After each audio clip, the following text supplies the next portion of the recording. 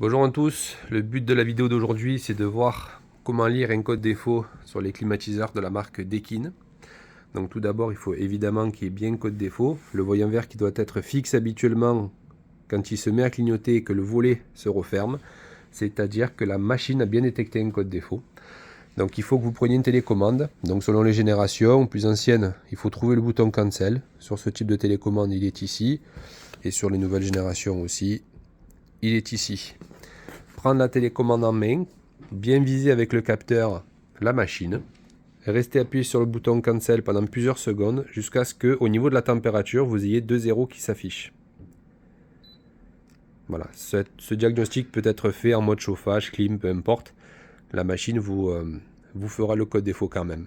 Une fois qu'on est resté appuyé pendant plusieurs secondes et que le 00 s'affiche, vous lâchez le bouton et on va marcher maintenant par impulsion, c'est-à-dire qu'on va appuyer successivement sur le bouton cancel plusieurs fois et il faut bien être attentif au niveau du bruit du split, il faut être dans un environnement silencieux pour savoir si c'est un bip long ou rapide qui va ressortir de l'unité.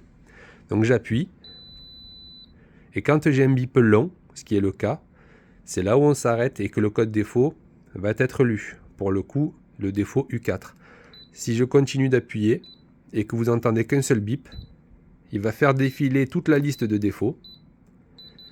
C'est au niveau du bip long et uniquement au niveau du bip long qu'il faudra lire et donc du coup avoir un retour du code erreur qui correspond bien au problème. Vous voyez là j'ai deux bips, on n'en tient pas compte.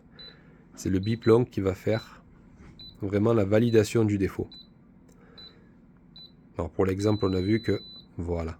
On revient dessus, là j'ai un bip long. Donc c'est-à-dire que la machine détecte le défaut U4. Une fois que c'est fait, vous contactez la société Sofrat ou votre professionnel pour informer de ce défaut et qu'on fasse, nous, un retour de diagnostic par rapport à ce code défaut.